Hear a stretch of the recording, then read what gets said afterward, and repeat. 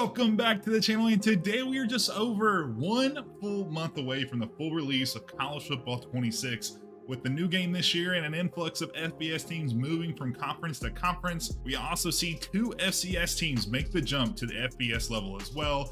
The Delaware Fighting Blue Hens and the Missouri State Bears are the 2 new additions you will see this season, and the other program we will see for the first time in game are the Fighting Blue Hens of Delaware, located in Newark, Delaware. It is obviously the first ever FBS team in Delaware state history and is located closely to a ton of other FBS programs like Rutgers, Temple, Army, and Maryland, to name a few. The Blue Hens do have one standing FBS rivalry with JMU with 27 meetings under their belts. Delaware leads the series by a slight margin of 14-13, with the last win coming in 2021 and their next scheduled meeting next season in 2027.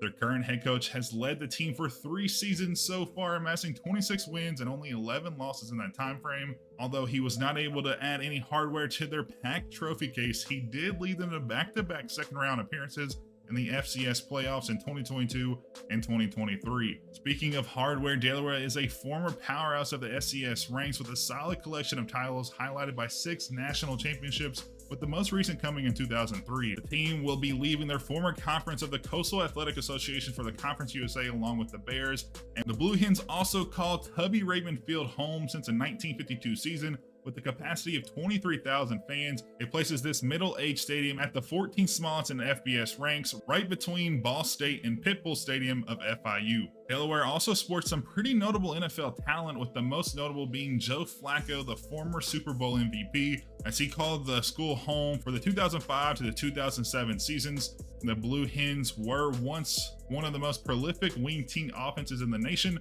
but have since modernized, and behind Cardi's up-tempo style should be a high-scoring, high-tempo team in Conference USA. Last year, they had some injuries at quarterback that saw Year 2 starter Ryan O'Connor missed the season after just 4 games, but he looks to recover in a big way. But with his unproven receiver core, it may be difficult. But out of the backfield, they have a duo of running backs that could cause chaos. Jonathan Silver is a receiving-focused back at 5'10", 200 pounds, and was able to rush for 844 yards with 6 touchdowns and receive for another 120 or so. Saeed St. Fleur is another man in the backfield and should be their option number 2 after seeing limited carries last year, but he was still also able to put up 200 yards and 2 touchdowns and should see his role expand this year. The Blue Hens also saw less transfer portal volatility this year and should have most of their core back for the 2025 season.